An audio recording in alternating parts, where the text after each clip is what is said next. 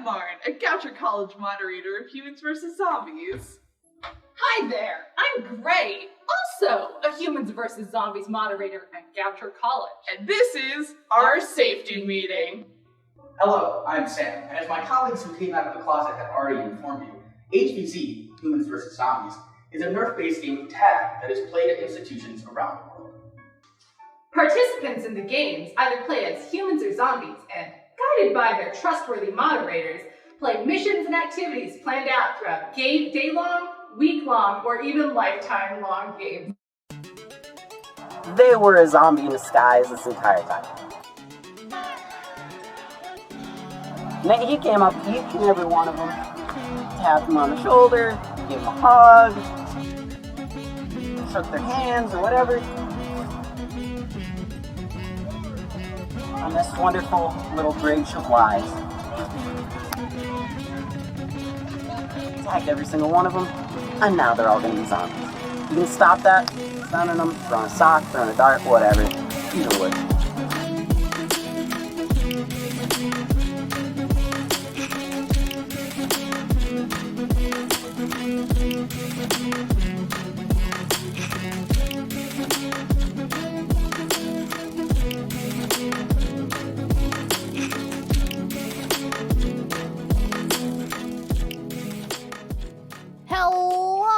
Welcome to the Hyperfixation, where my friends come onto my show and tell me about things that excite them for 30 to 45 minutes so I can acquire an approximate knowledge of many things. My name is Roma. I use the they and them pronouns, and today I'm joined by Marn.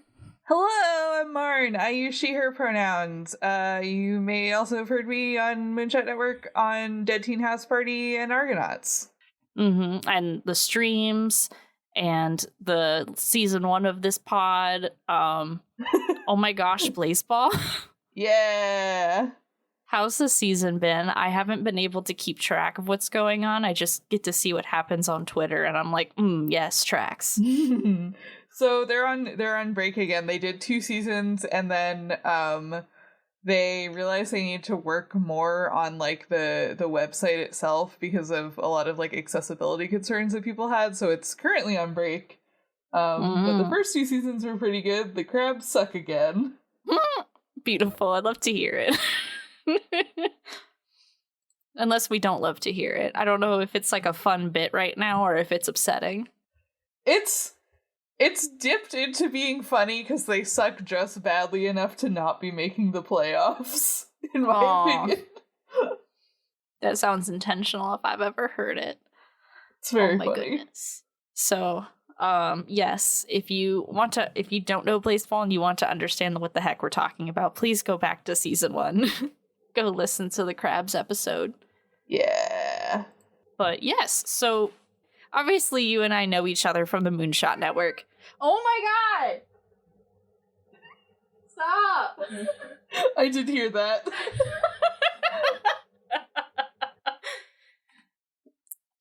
Axel, everyone. Axel and Momo are our guests on the podcast today. So from this point on, if you hear them, wow, that's part of the show. Yeah, we should just have them podcast, honestly. If afterwards, if we're feeling up to it, we should just hold the cats up to the mic for a little while. Oh, God. So you and I obviously know each other from the Moonshot Network. We've, what's the words I'm looking for? Met through Twitter. My pod got on the network and been doing things like Extra Life, or what was the other streams that we do? Extra Life, the Moon Landing. All of those are absolutely incredible. So please take a second to go look at the Twitch and see those streams, or the YouTube channel for the VODs are wonderful. Yeah, I think probably Pokemon Showdown VODs will be up by the time this goes up. Yeah, this will come out on Wednesday, so it should be up around then. Yeah, Marn and I are going against each other in Pokemon Showdown this weekend, or at least for Friday, and I'm scared out of my mind, but I won't tell her that. It'll be fine. I've got the best coach ever. He's gonna make sure that I win this. It's gonna be great. Hell yeah. But yeah, so we're not here to talk about Pokemon Showdown or Moonshot or Blazeball. we're here to talk about humans versus zombies. Is that correct? Yeah, I'm here to talk about another fake sport.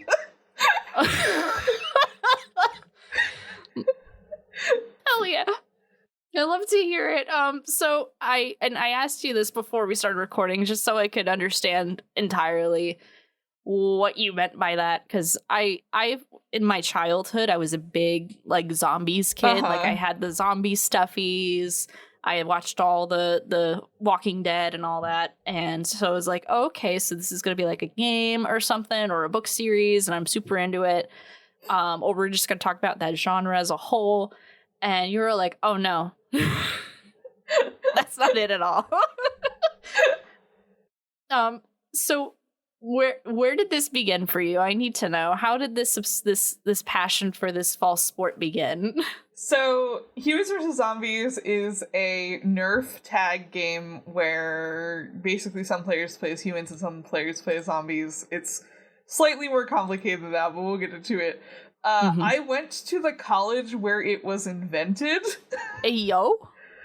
It was invented at Goucher College, which is where I went to college and got my degree, and it was a campus tradition, and the people who ran it took it very seriously. And so I played it my freshman year, and sophomore year I applied to be a moderator, like someone who runs the games, got accepted, ran games from sophomore to senior year. I only missed one because I was studying abroad. Oh my goodness. And then I came back as an alum to play, I think, 3 games. And then I helped run another because they needed people to help run it. And yeah, and then the pandemic happened. True. And everyone I knew graduated, so I don't go back to play anymore. Am I allowed to ask what you got your degree in, just out of curiosity? Oh yeah, I was an English major with a concentration in creative writing. Oh hell yeah. I'm an economics person. Oh, nice. So yeah, it does not track. But here I am. You said it was invented at this. Did Nerf show up to this college and say, that's great, can I buy the rights to it? Or was it developed there? So it was just invented by like a group of students. I think their website might still exist. I heard that it like went down and they weren't planning on.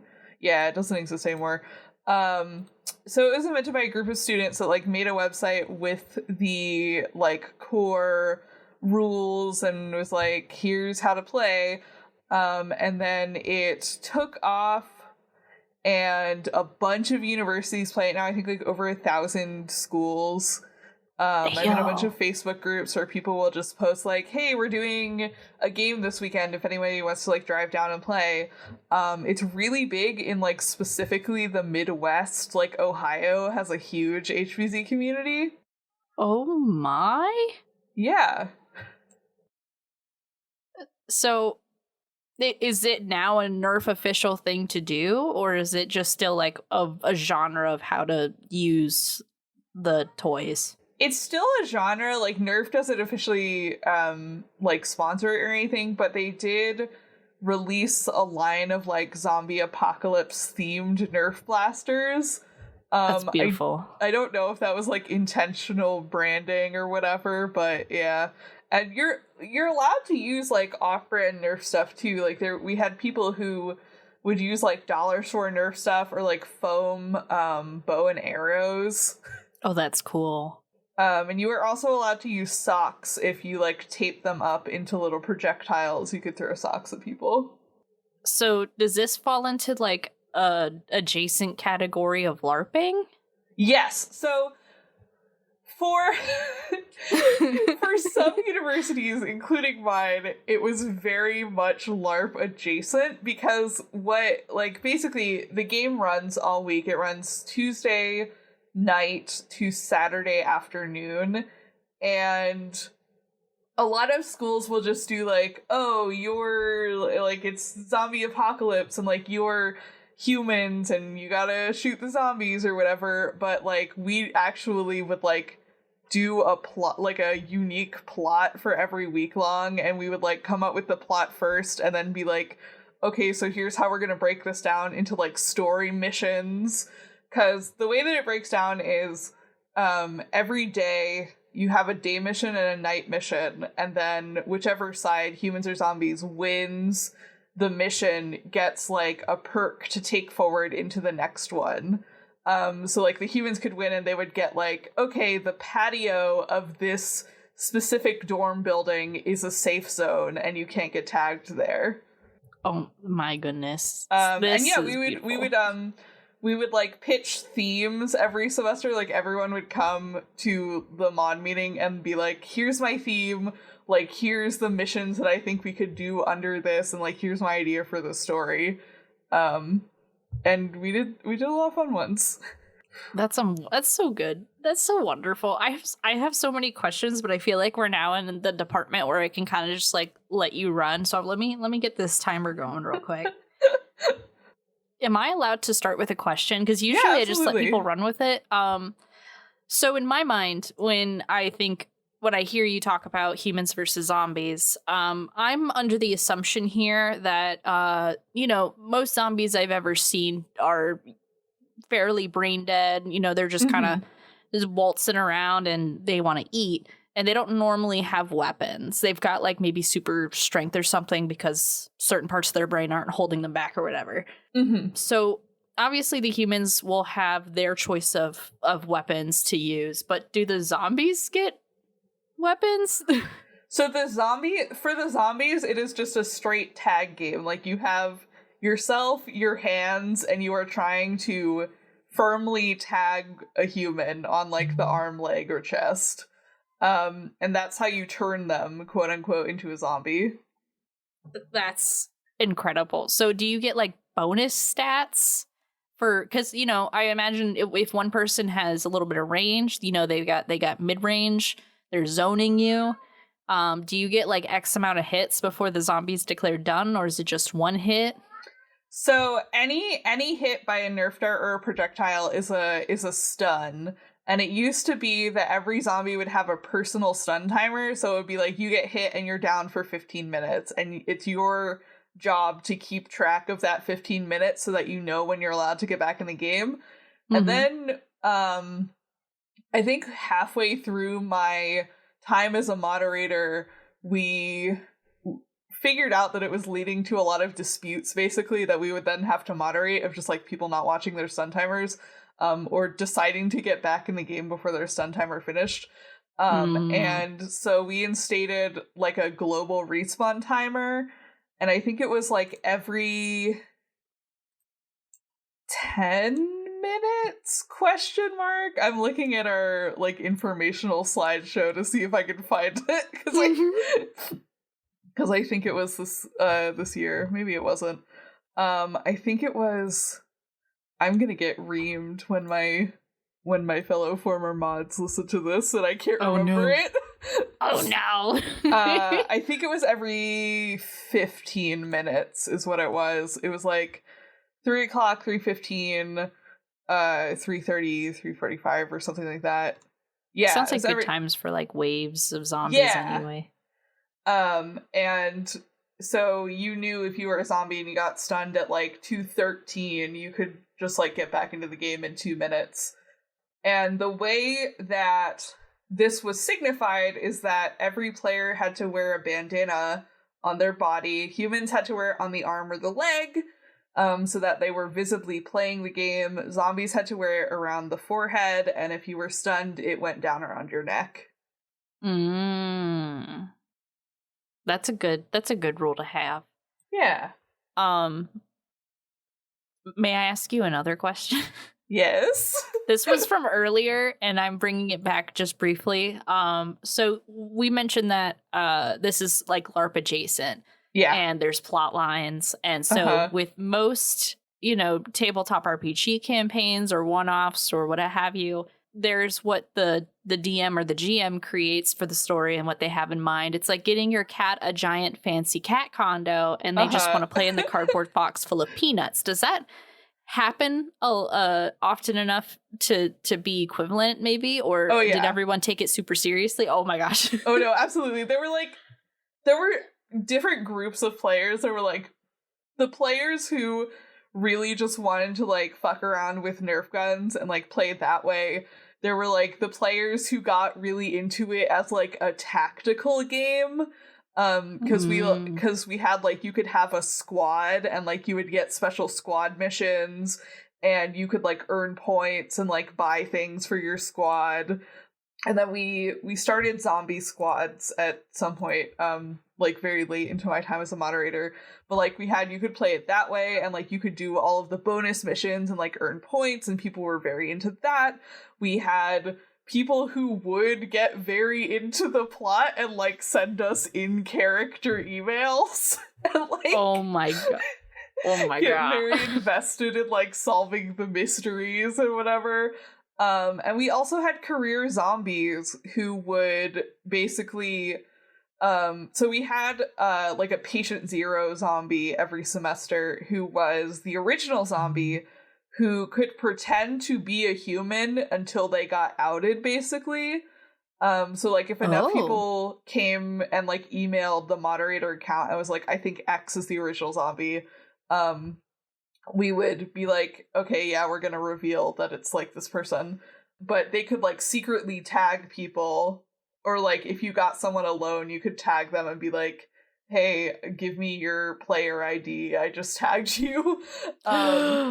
And so we had career zombies who would literally just be like, all right, it's the opening mission, here's my number, let's just say that you tagged me because I want to be a zombie. Oh my gosh. That's incredible. And a lot of them were really good too. Like we had, I would say like the Humans vs. Zombies player base on our campus was a very even split between like humanities majors and like English and theater kids and like jocks. Like a lot of the swim team played Humans vs. Zombies. That makes sense though. I'm not gonna lie. Oh yeah, yeah. That's incredible.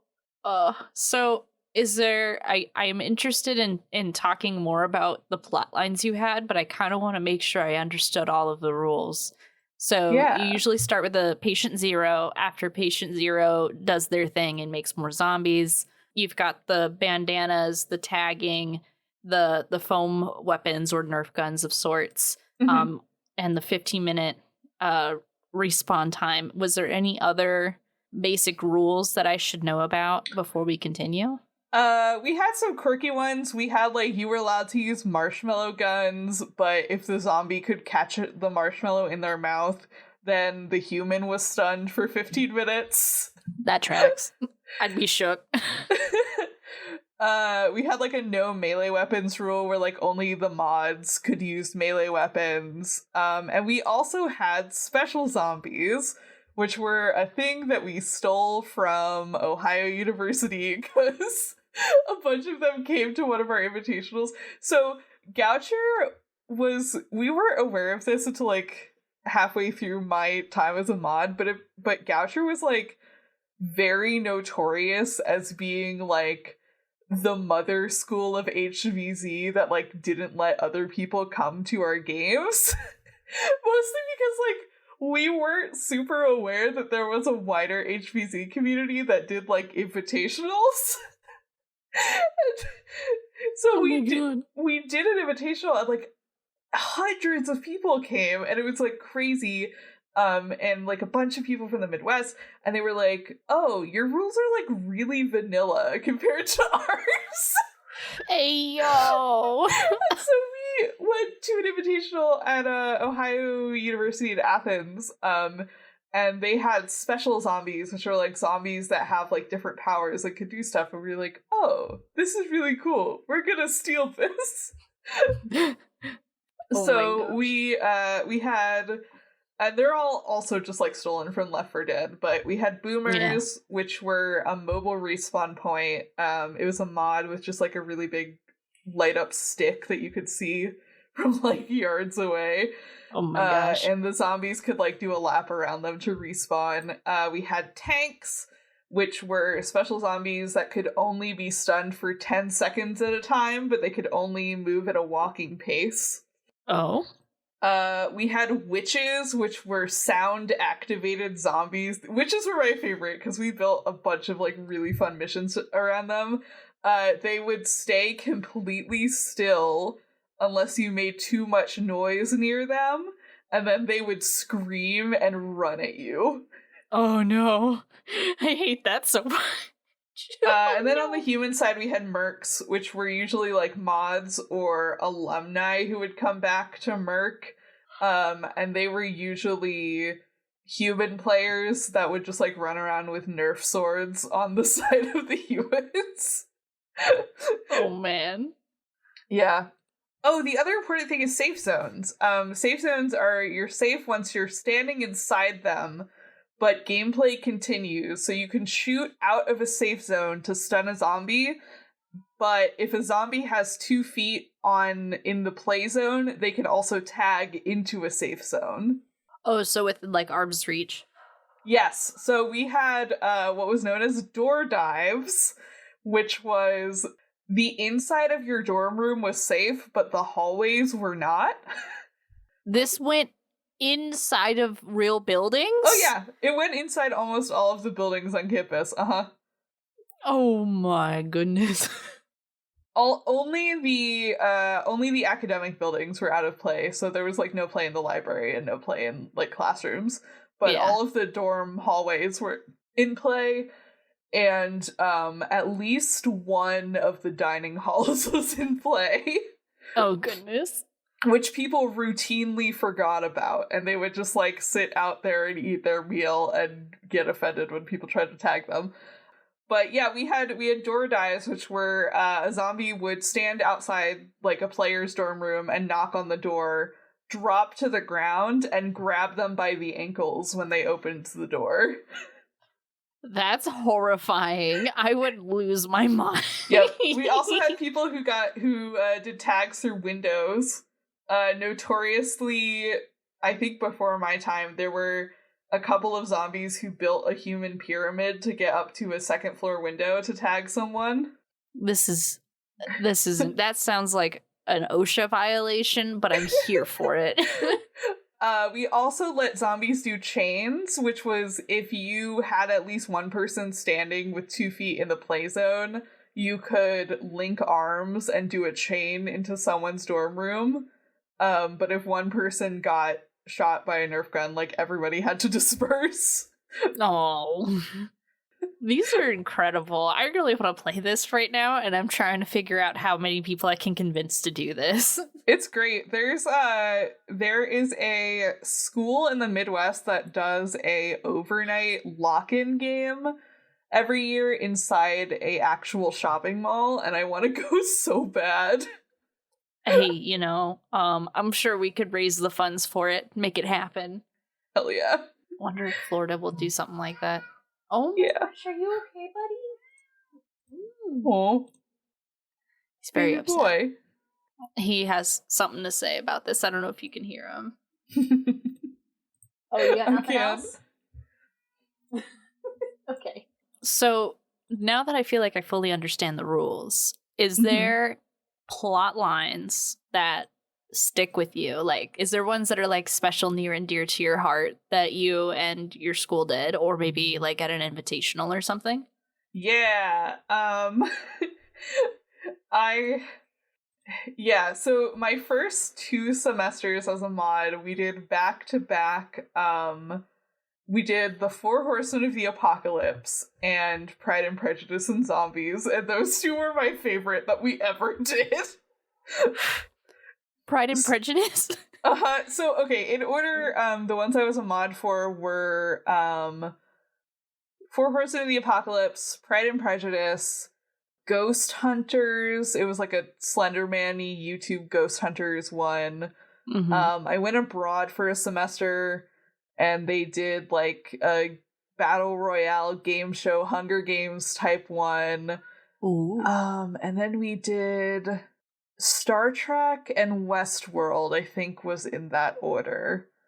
And then I came back for 1920s and Wizards, I think. Wizards? And then the invitationals that I helped run were we did one that was like vaguely Fallout themed.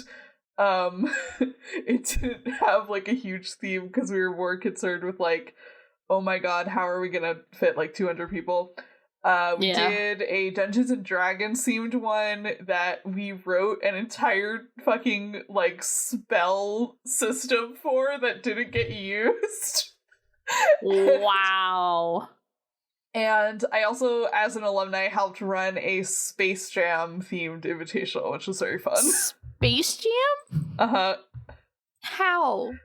It was interesting. We made the players actually play a game of basketball. Zombie basketball? Yeah, it was great. That's incredible. Oh my goodness. I'm trying to process like all of these options because I feel like, at least for like if I were to get into it, I would be so concerned with just playing all the rules correctly. I haven't even thought about the role-playing aspect of it. So you as a moderator and as a player, were there any characters that you distinctly like remember enjoying Axel that you distinctly remember like playing and being like, yeah, this is it, this is the character?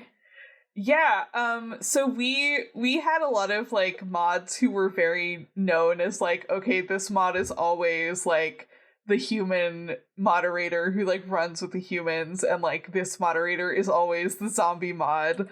And I was a zombie mod. Ooh.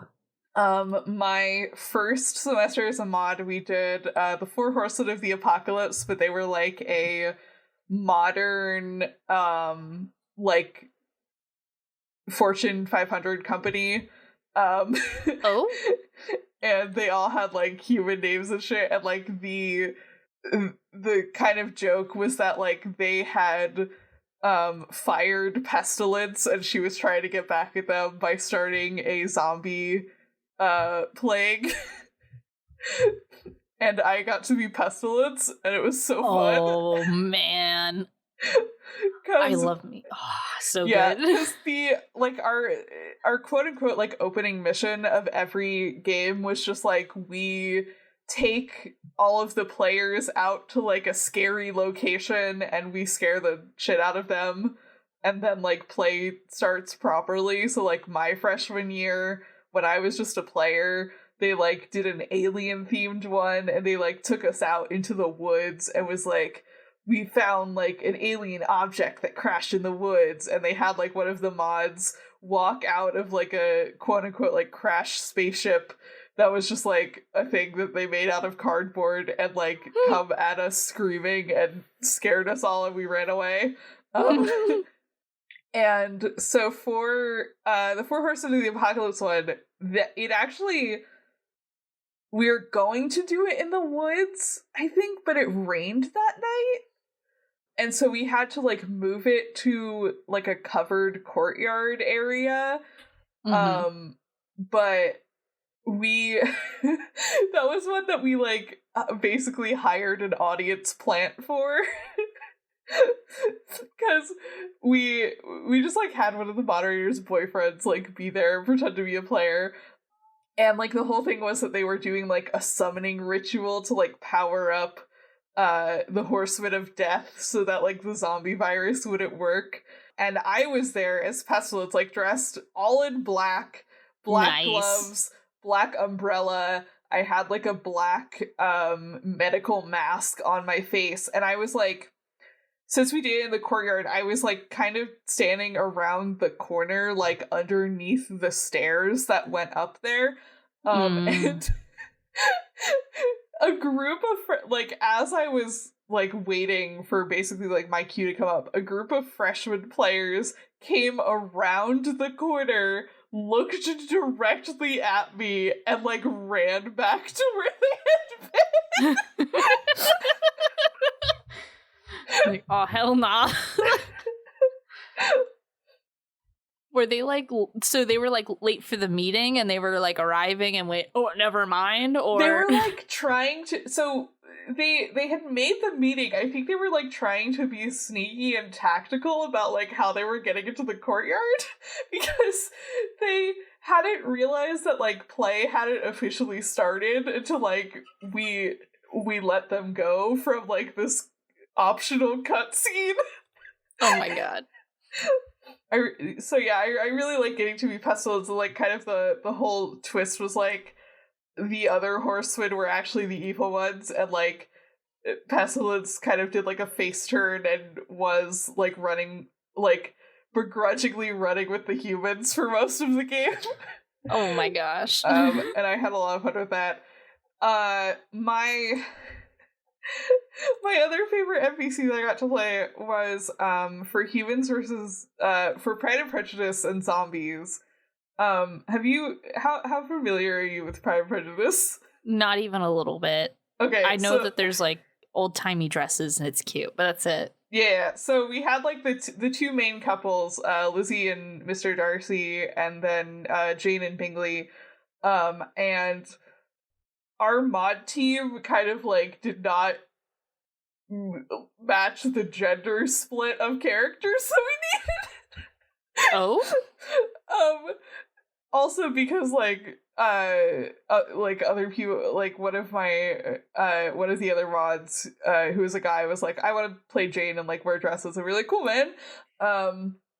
And I was like, well, I want to be the zombie mod, so I'm going to be the villain of the piece, who is nice. Mr. Wickham in Pride and Prejudice, who is like army guy who like shows up and tries to seduce Lizzie Bennet.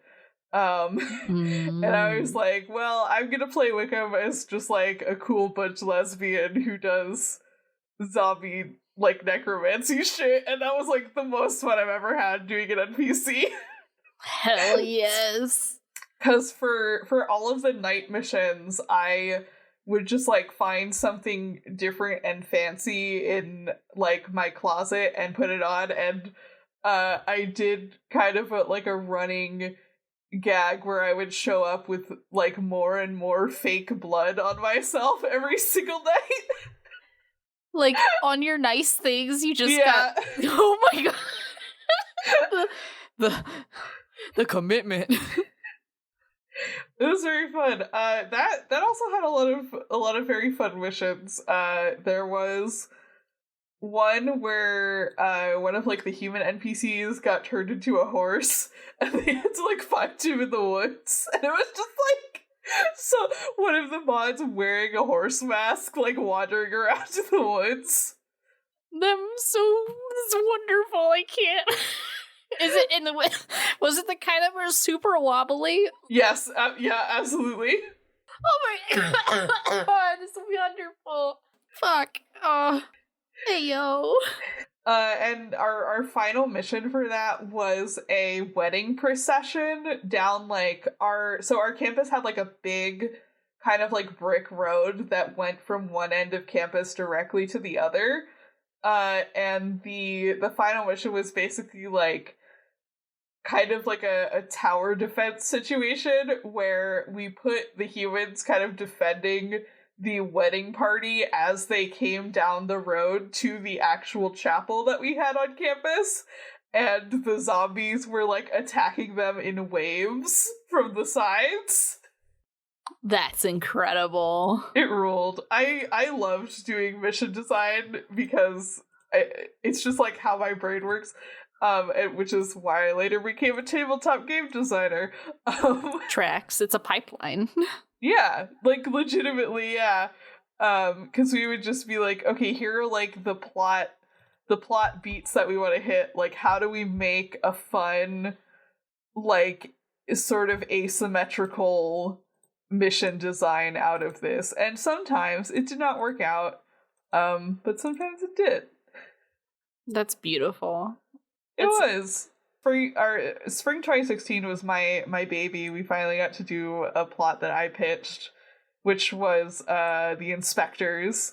We did like a ghost hunters, like Slenderman themed one where the plot was like one of the like members of this ghost hunting group had gotten sucked into a portal and came back possessed. Ayo. And it was just like a straight horror themed game, and it was very fun. That's incredible. It was awesome. Oh my goodness. This sounds like this was everyday life for you and everybody who were participating in these activities. But I am curious, how did humans versus zombies players, so basically everyone else on campus, react to the events unfolding around them? Like, would there be straight up just innocent standbyers, like, oh my gosh, I just got caught in the middle of a game, or anything of that nature? Because I feel like that would be some of the funniest stuff. Oh yeah, honestly. Absolutely. Like, we had, like, there were people on campus, especially like professors and like juniors and seniors, who like kind of knew what the deal was, and it like really liked seeing it going on and like hearing about it. There were people who didn't like it as much, just because they like, you know, thought it was like annoying to have like a bunch of people out on the quad at like 9 p.m. at night screaming and running around. True.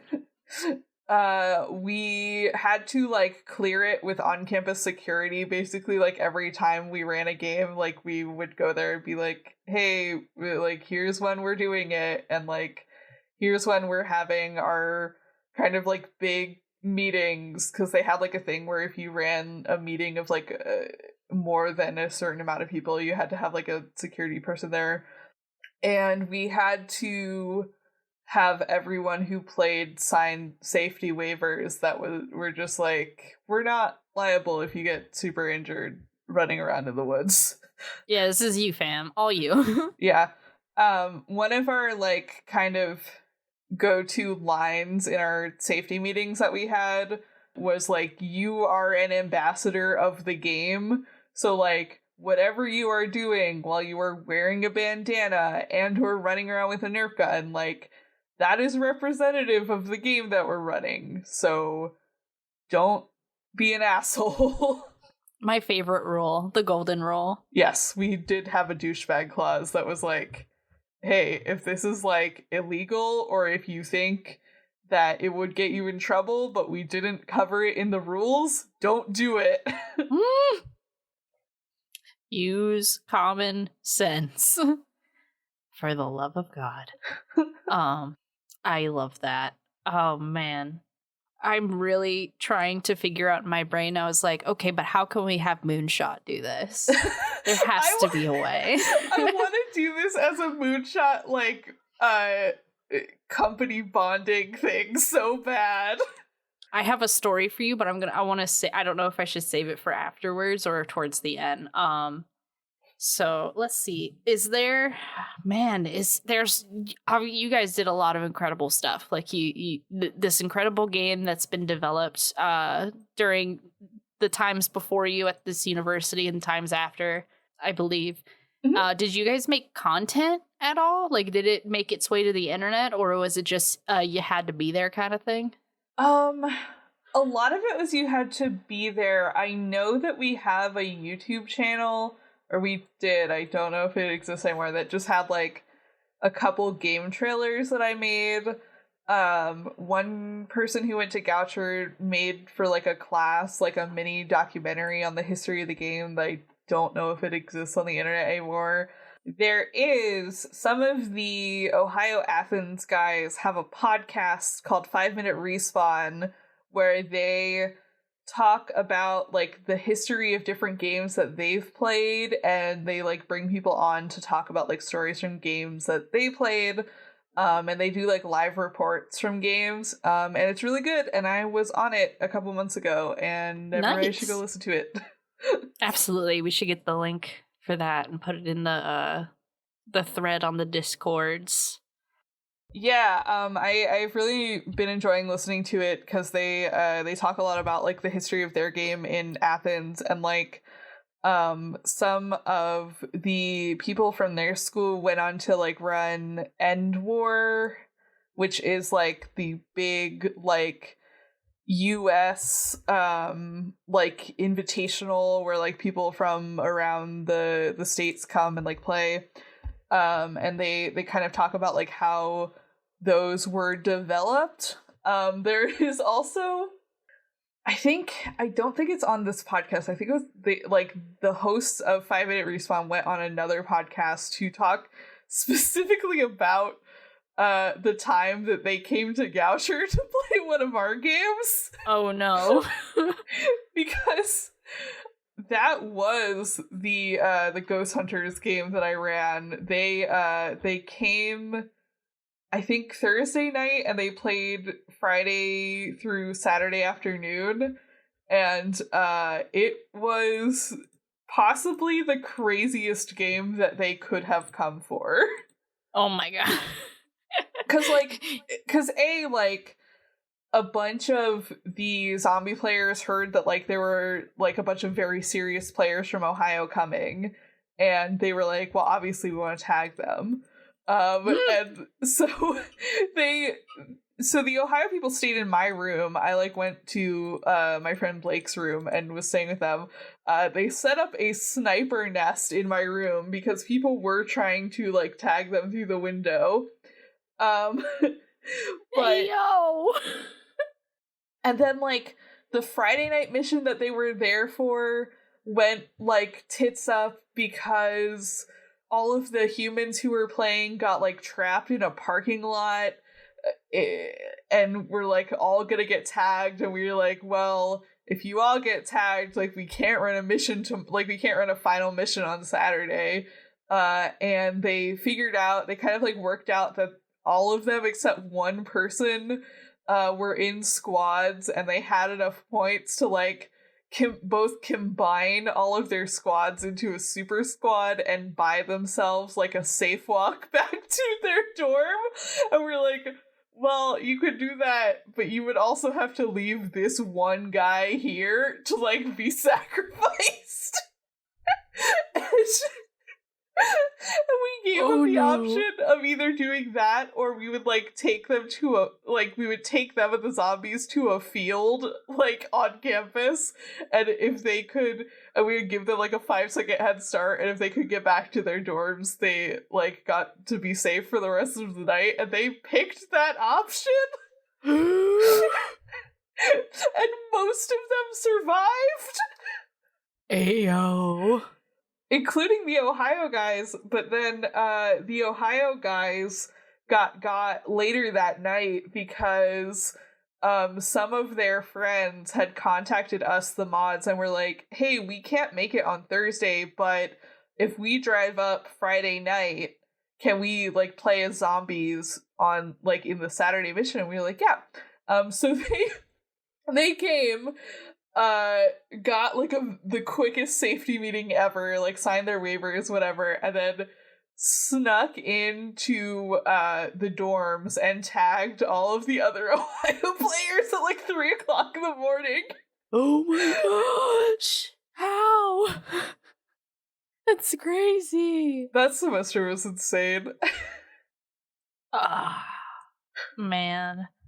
So obviously the culture around this game is just absolutely wonderful. It sounds like everybody's there to have a good time. They want to make the experience great for everybody. I'm getting warm and fuzzies, and I'm super hyped just thinking about it. Am I allowed to ask if there's any like a quote unquote horror stories where things have like gone wrong? Am I allowed to ask that? Oh yeah, dude, shit went wrong all the time. Oh no. we're essentially running alarm. Like nothing is gonna go right 100% of the time. Like we had missions where freshmen got scared and just like ran off with the mission objectives, and we couldn't finish the mission. No, babies. We had missions where people got injured.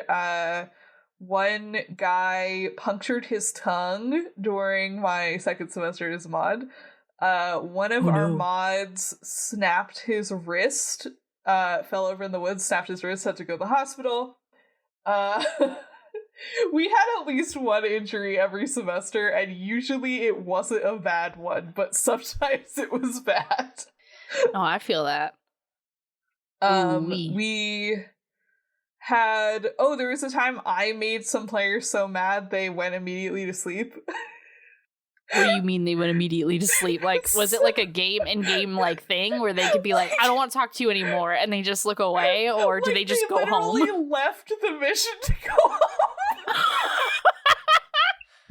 Incredible. So I was playing as an alum. This is like when I was playing as an alumni, and the previous semester, like before that, people were so convinced that I was the original zombie, that it like became a running gag because like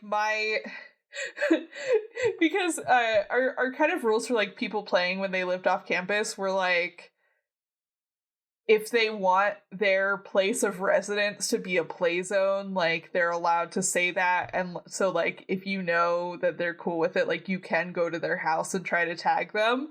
And so like my thing was like, I'm not going to tell any of you where I live, but if you want to try and follow me home, or like if you want to get my address out of one of the other mods, you are welcome to come to my home and try to tag me.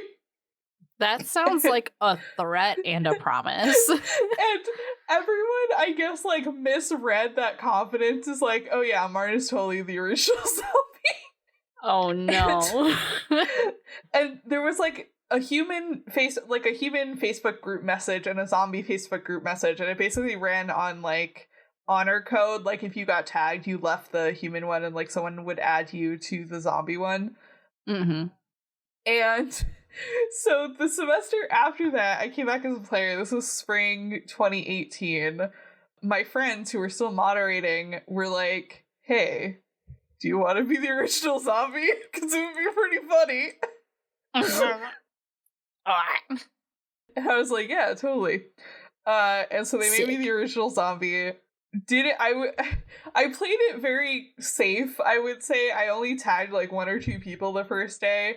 And there was like one person who was entirely 100% convinced that I was the original zombie from the start.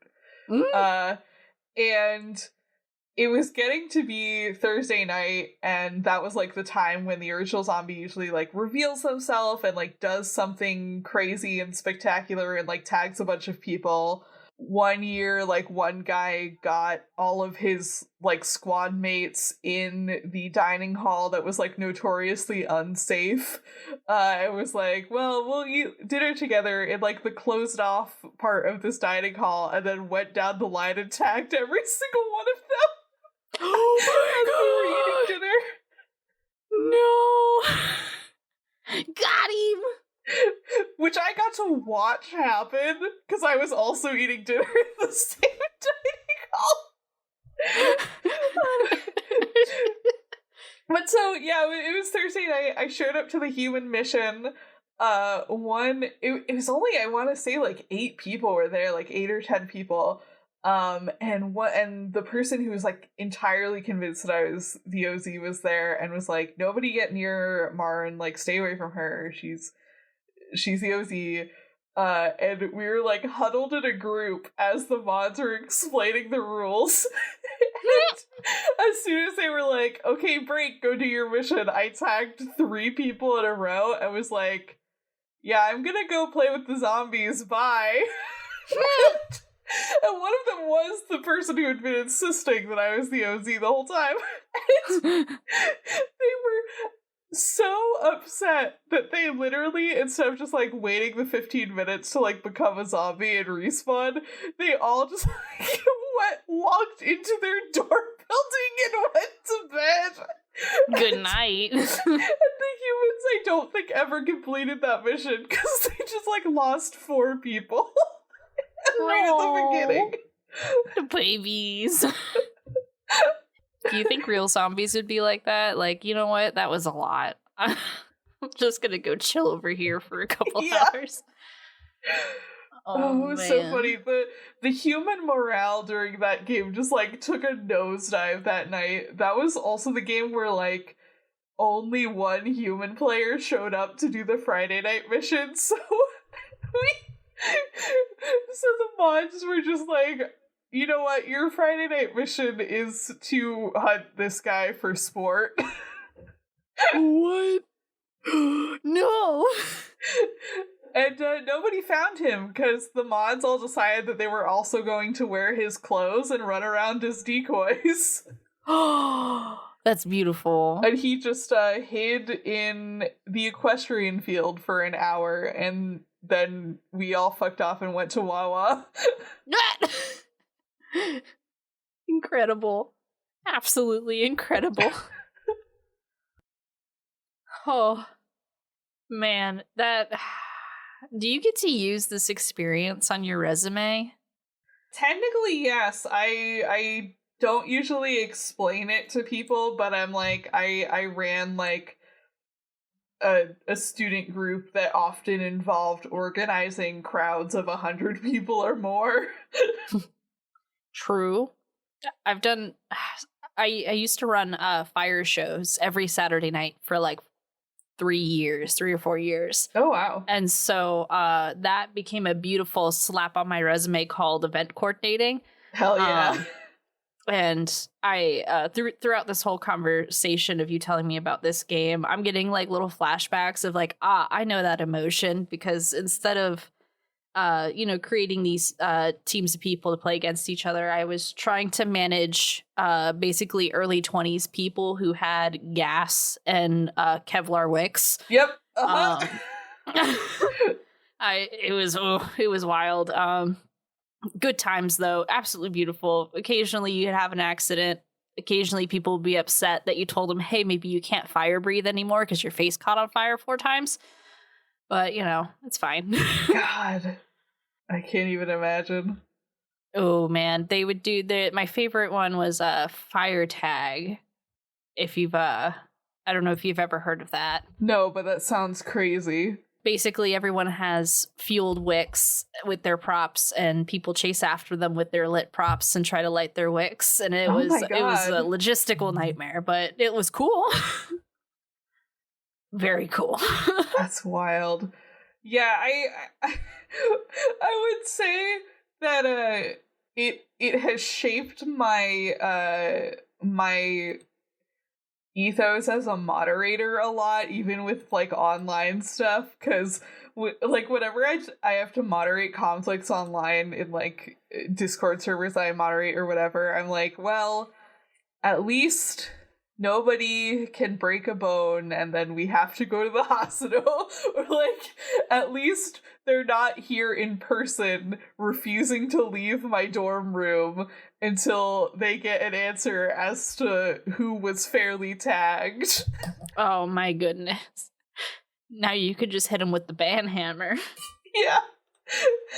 Because we did have an incident where like 2 guys who like were in our class that like a bunch of us knew came to my dorm room because they knew it was where all the mods hung out senior year, and like refused to leave for an hour and a half until we told them like who had been fairly tagged. And then once we like deliberated, and they were like, we don't agree with your answer, and we like, just leave. Why do you care so much about this? It's a game, dude.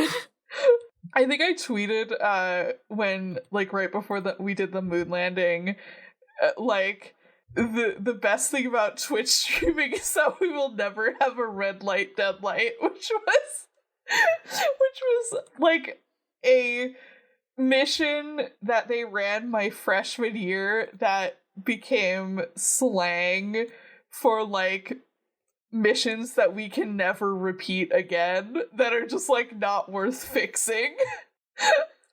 Oh my goodness. So they were those game missions were just tossed in the recycling bin. Those things got an unmarked grave, never to be used again. Yeah, I think that maybe I could fix her, but yeah, Red Light Dead Light was like a night mission where they had the zombies basically playing red light, green light, while the humans were like trying to solve an actual jigsaw puzzle.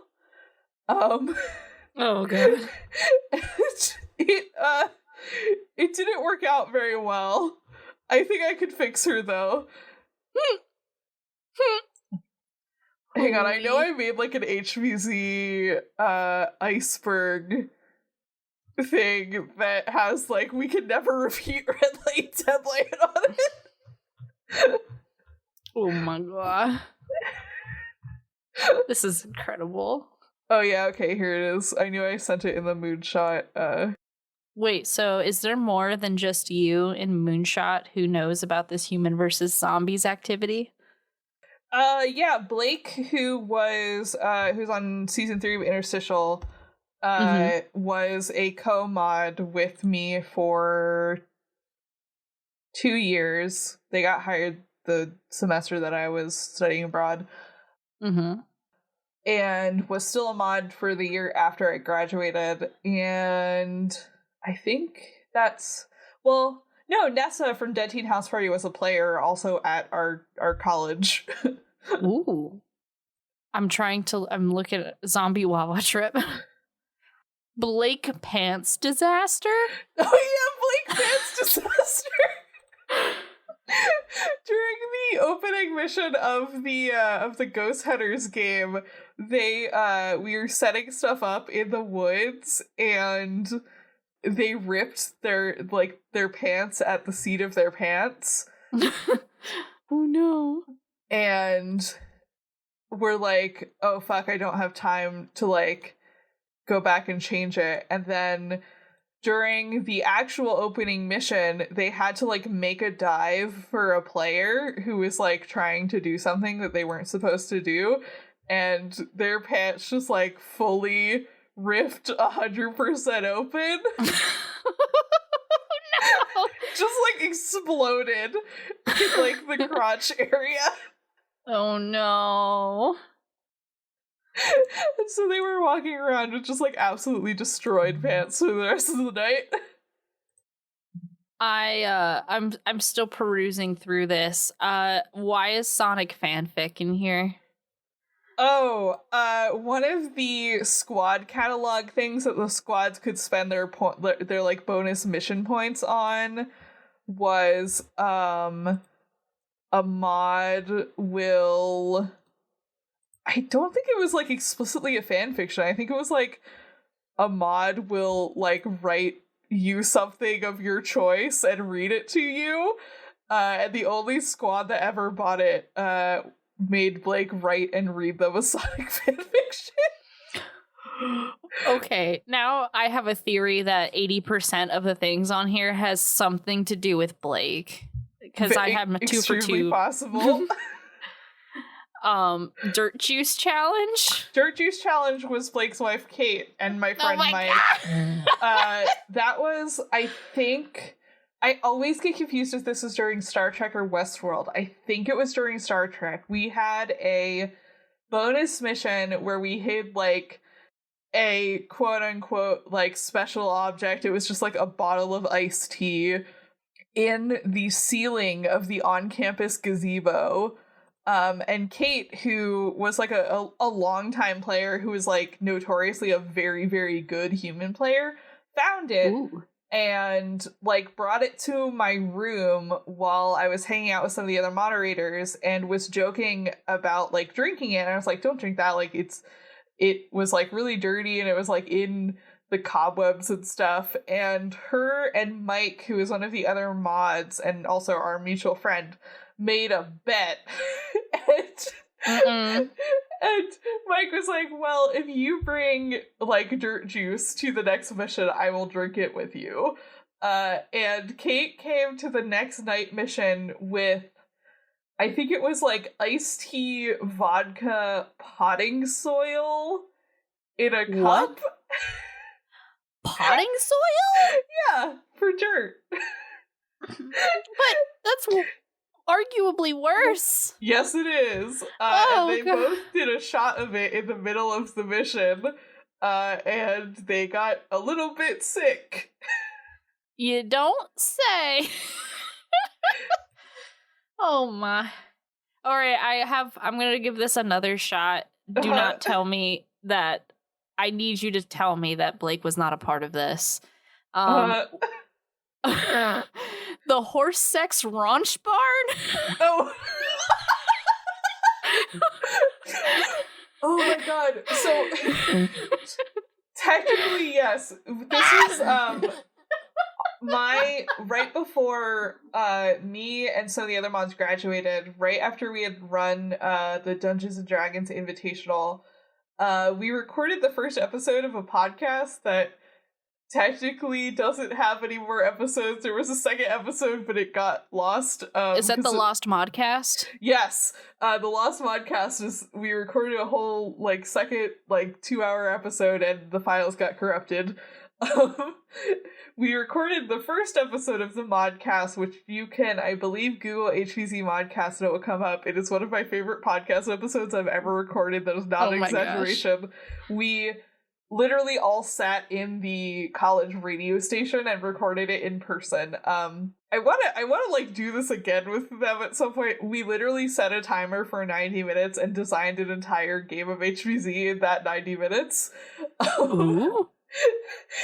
The horse sex raunch barn bit was there was a location on campus that we used to use as a landmark, and I don't remember what it was called before. It was just like a maintenance shed or whatever, and it got turned into the a headquarters for the Maryland Horse Breeders Association. Excuse me? Okay. And in the podcast episode, we call it the horse sex raunch barn. Why raunch? I don't know. You had to ask Blake. Oh my but there's god! A picture of it I took. Oh my god! Oh my god! That's beautiful. It's pretty good. Oh man. I am blown away. This is a beautiful piece of your history and a chunk of life experience I didn't know existed. And I'm very honored to know that it exists, and I hope the listeners feel the same way, because this is incredible. I love Humans vs. Zombies. It is so dear to my heart. I wonder if we can do something in VR chat for Moonshot.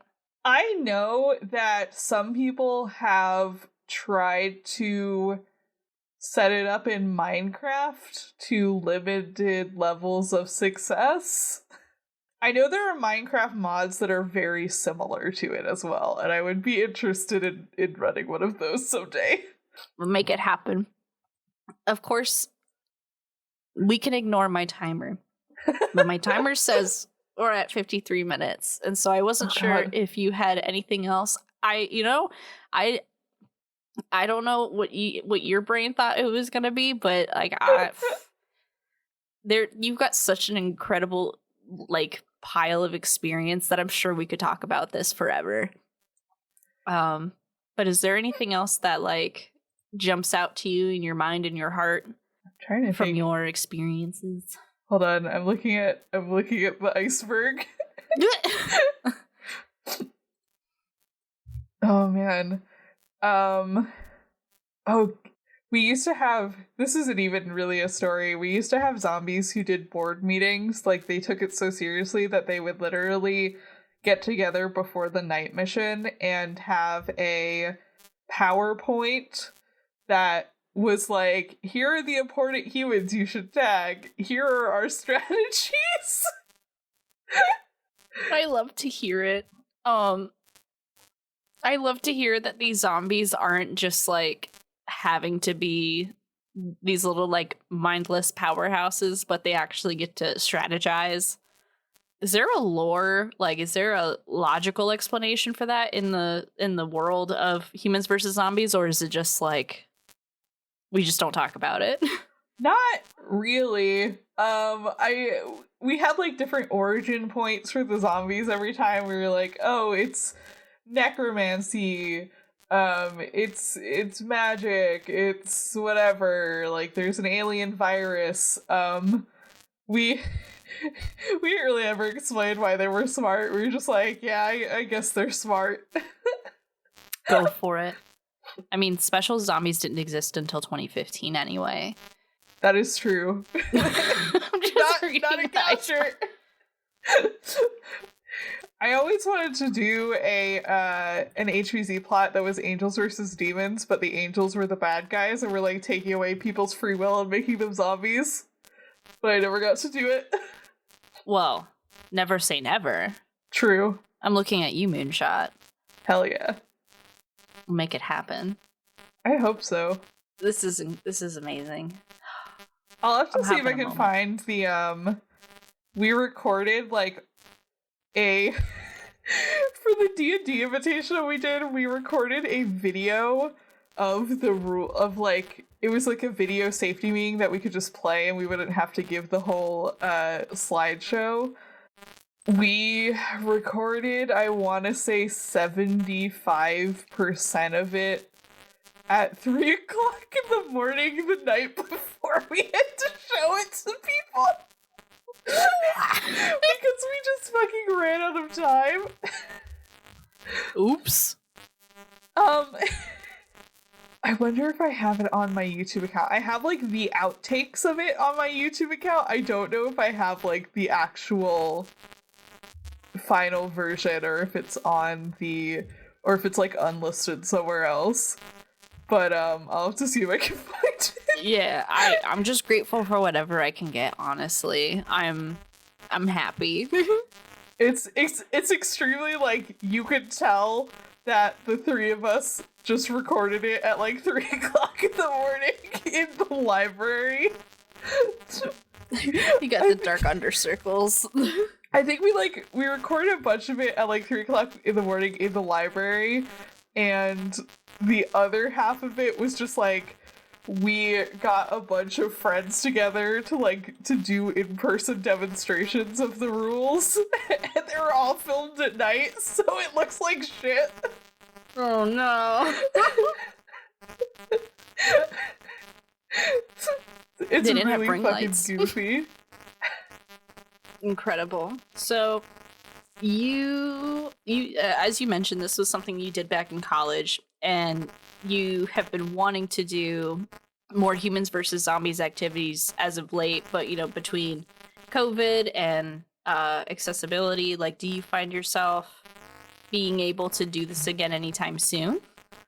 That is a tricky question. I know that it is still being run at Goucher because I'm in the Discord server for it, but I have not been to a game there just because of like scheduling and also like COVID concerns. They weren't able to run it for a while. I would probably be more likely to go to like a 1 day or 2 day game if they were happening anywhere near me, but like the closest place that does regular invitationals is like 45 minutes away. That ain't that bad. Which isn't that bad. And like if I could get people to go with me, I would go. But I think probably only like 1 or 2 people who still live close to me would go. But yeah, I really want to go to the mall one that they have out in, I think Michigan is where they do it. Do you know what time of year they do that? Usually in October. Because I actually know that I think they did it over Halloween weekend or the weekend before. And I remember that because I was going to go, but it was right before my wedding. And I used all of my vacation time to take off for like the 2 weeks around my wedding. True. Fair. 2023. Yeah. Coming in clutch. If they started doing N-War again, I would probably go. That was just like at like I think they hosted it at a different school every year, so it was like they kind of bounced around. Okay. So your experiences with humans versus zombies, has this obviously I've seen your skills and abilities that you've acquired and earned from your experiences in Moonshot, so like your ability to lead everybody and organize and prep for large events, and in your writing skills for like your tabletop RPGs or your the actual plays that you do. But is there anything else aside from your maybe at work that these skills have come in handy? Oh gosh, I mean, it definitely helps my abilities in like organizing and talking assertively to like groups of people and kind of like management in that way. Nice. Especially because like when I was a senior mod, I was like only one of 2 mods who had been there for more than a couple semesters or more than 1 semester even. And we basically had to like hire a whole new crew from scratch. Oh no. Yeah, we ended up in a situation where like Blake was abroad and like the other 4 mods all graduated. Oh no. And so we had to like rehire an entire team from scratch, which was very intimidating, but it definitely helped my management skills a lot, and like being able to actually like interview people for a job. Nice. Which is crazy. Oh, I understand that feeling entirely. It is very strange interviewing people. Especially when it's like your peers who you know. Yeah. Oof. Yeah. And just like conflict management as well. Nice. Let's see. So where do you see this hyperfixation of yours taking you? So like you were very excited and interested in participating in this LARP adjacent activity. But where has that taken you now? Like where, so you make TTRPGs, you make content, things of that nature as I understand it, but you know, tell me a little bit more about like how you have moved from that in your college days post-COVID to now. Yeah, it's definitely been one of the huge sources of inspiration for me designing tabletop games, because I feel like HVZ is the reason that I approach tabletop games from the perspective of like, okay, what is the story I'm trying to tell and like help other people tell, and then what are the mechanics that will get you there? And I have also always wanted to try and replicate the sort of asymmetrical like PvP structure in an ARG. And I like literally had a sit down like drawing diagrams on paper with 2 of my friends who modded the game with me last year, and we like sort of figured out a way to do it, and I really want to like refine that idea and try to run it at some point. Absolutely, you let me know. I'm Hell here yeah. for it. Cause like I like ARGs. I think that someone should figure out how to do a good PvP ARG. And I'm not saying that I think that I could perfect it, but I think that I could figure it out pretty well from the experience that I've had running PvP games. True. Hey, you know, maybe you're the one. Maybe you'll ascend to a higher level than all of us by doing this. And I'm here for it. Hell yeah. I need to find like the notes that we wrote down about that, because I know that we had some like crazy ideas and I don't know where they are. They are literally like physically written down on a sheet of paper in my apartment somewhere.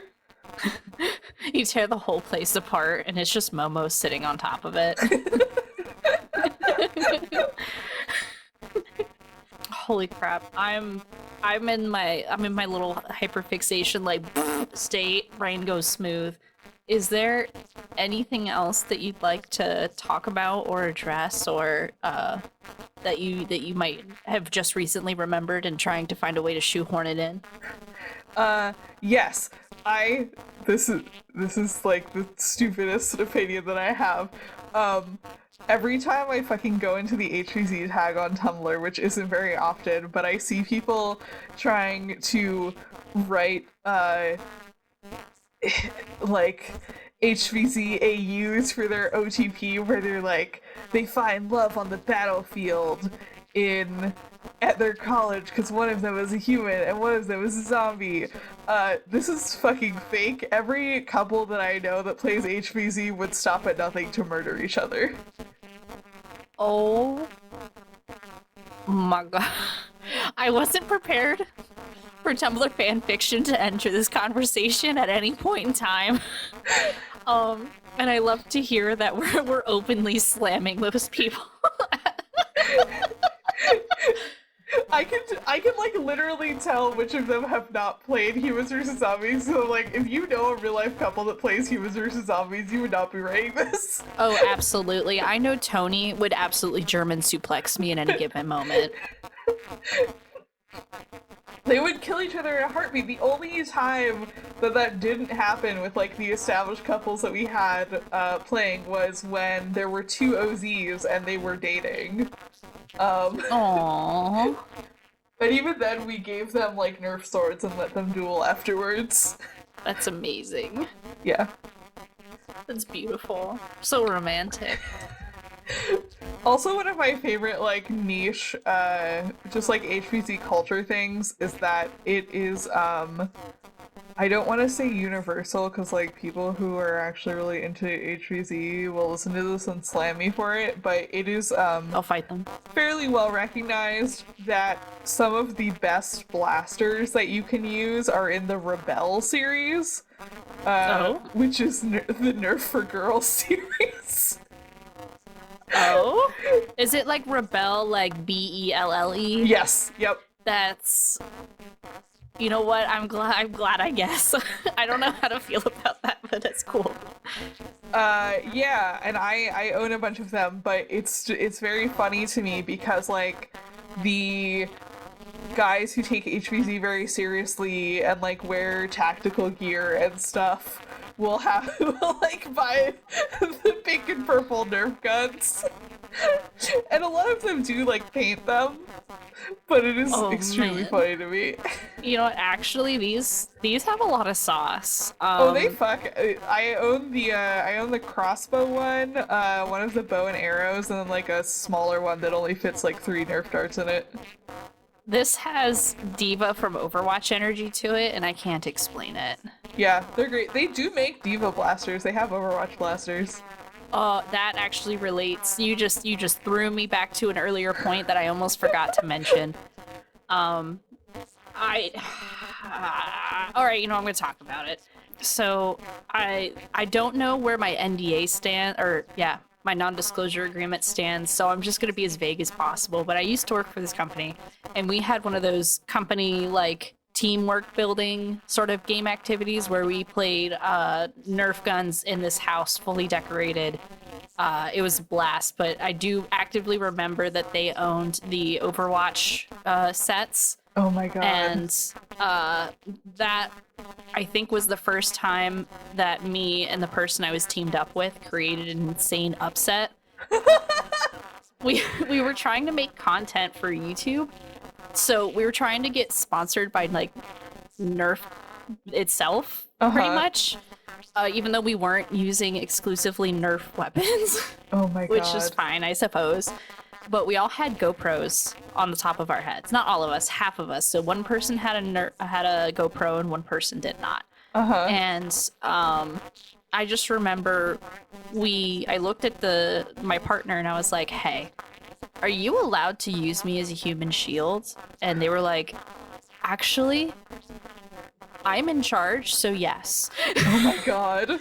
And we ended up winning the game because they had the Nerf gun on their forehead, I believe, and I was just the human shield, and they just slaughtered everybody.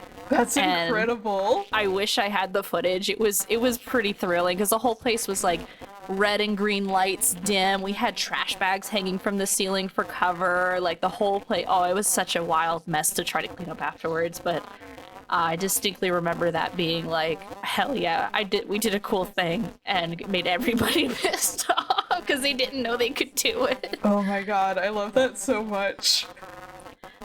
So yeah, now I need to actively get a Nerf collection together because it also activates my steampunk era. I used to, oh man, me and Ace Hardware, hot glue. I've super glued my stomach, like the little rolls in my tummy together while putting gears on stuff. Man, all right, yeah, you've activated a gremlin.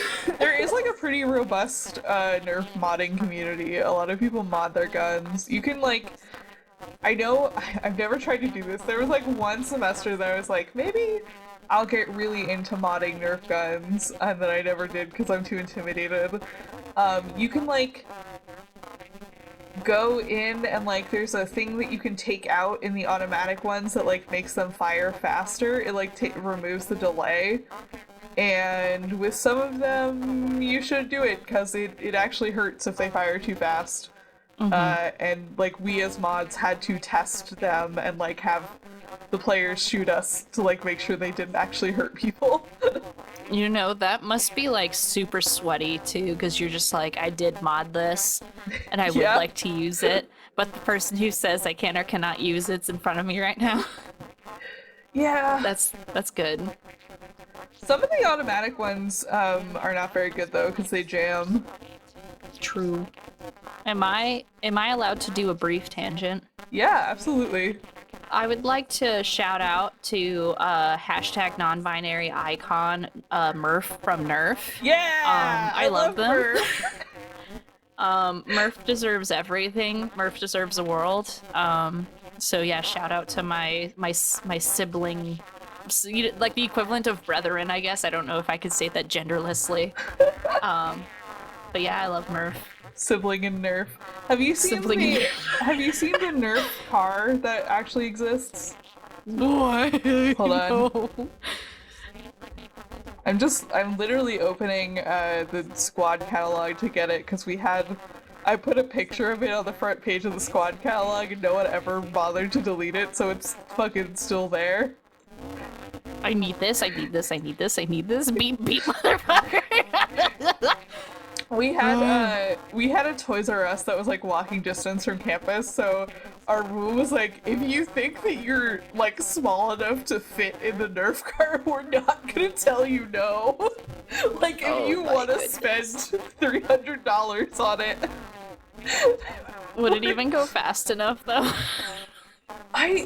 That's an interesting question. I'm not sure how I think it's a pedal car. Like I think you have to actively pedal it. Jeez. Multitasking at its ultimate. Oh my gosh. They also have like Nerf spider turrets that are like remote controlled that I've always been interested in. I just keep hearing that we need to make a fundraiser. Yeah. And make this happen. Yeah. We need GoPros, we need Nerf guns, we need this little car. Whoever our smallest moonshot person is, it's for them. Absolutely.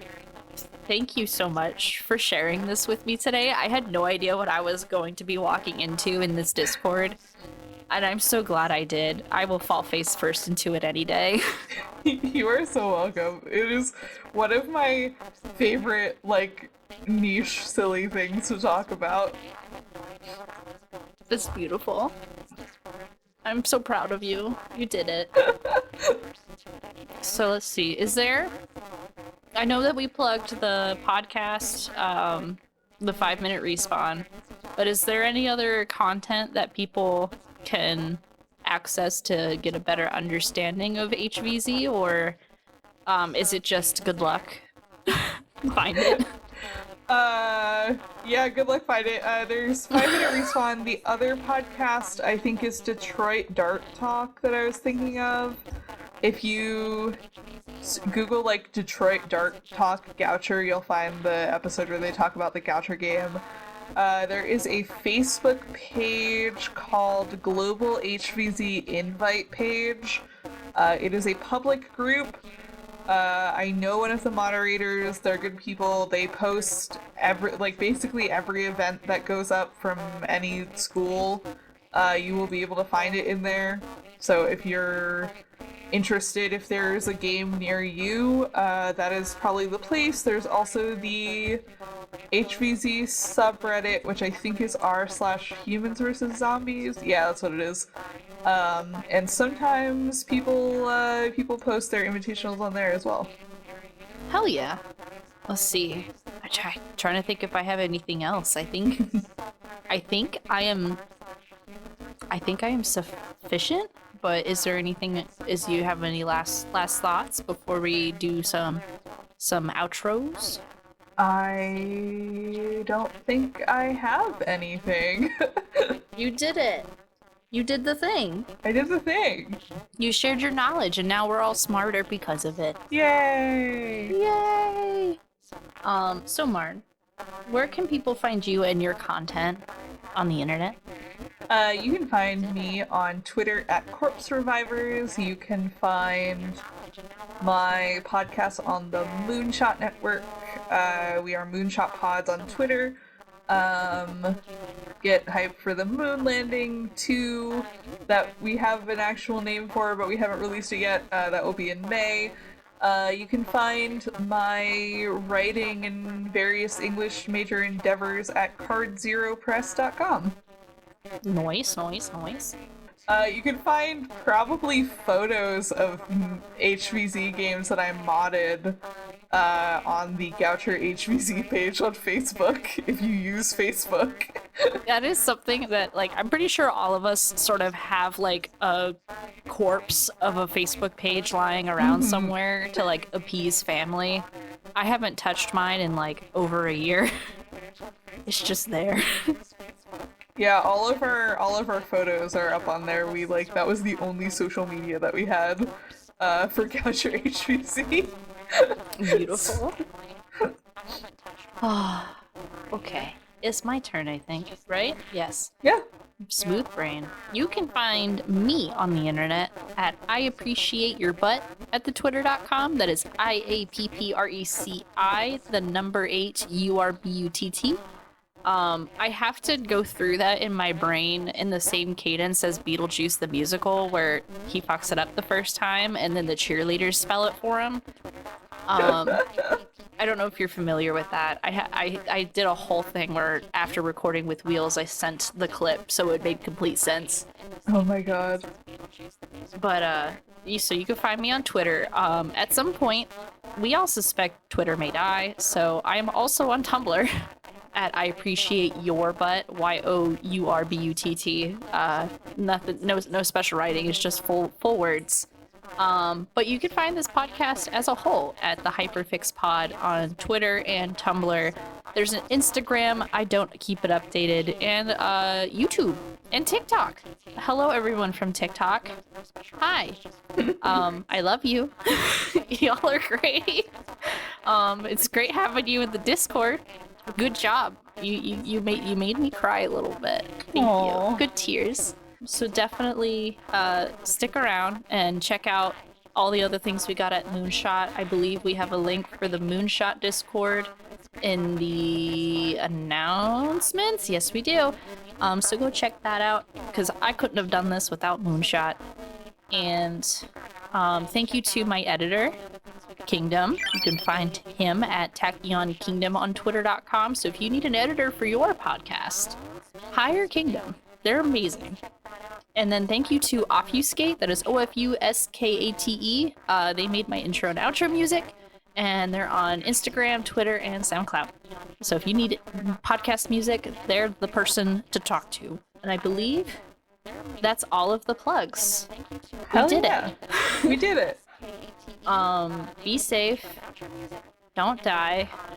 Participate in fun LARPing adjacent activities while you still can. And badoo.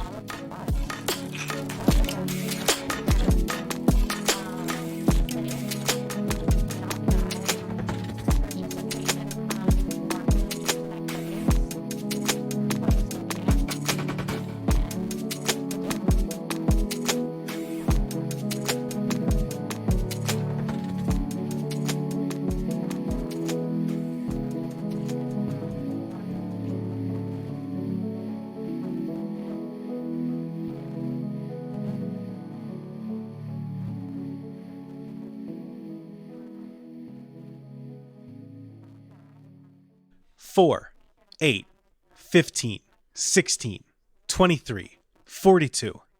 Andrew, what are you doing? Oh, hey, Marn. So I'm playing through an alternate reality game, and there's a number station puzzle that we just can't solve. Uh-huh. Yeah, so I tried everything else, and I figured that the best way to solve it would be to get into its head and think like a number station. I've been saying numbers into microphones for hours. Okay, well, I think I have a better idea. What's that? You could just listen to the Argonauts podcast. Every 2 weeks, I can let you know the ins and outs of old ARGs and give you a deep dive on how they were created.